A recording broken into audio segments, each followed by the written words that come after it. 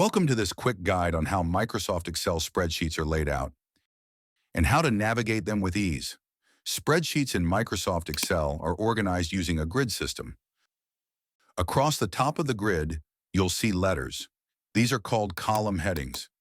If you click on any of these letters, the entire column will be selected. For example, clicking the letter C will highlight column C. On the left side of the grid are numbers starting from 1 at the top, going down to over a million. In fact, Excel has 1,048,576 rows and 16,384 columns, far more than most people will ever need. Clicking a number on the side highlights that entire row. For instance, selecting 7 will highlight row 7.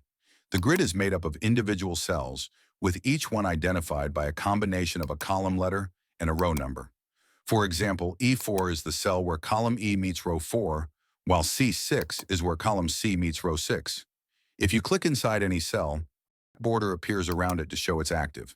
The name of the active cell is shown in the top left corner, just above the letters. For example, clicking on cell F3 will display F3 in that area. The same happens if you select D2. The border highlights the cell, and its name appears at the top. You can type text or numbers into an active cell. To move between cells, simply click with your mouse or use the arrow keys on your keyboard. As you move, notice how the active cell's name updates in the top left. Before moving forward with Excel, it's important to understand how this grid works. You should feel confident finding specific cells, like J9 when asked.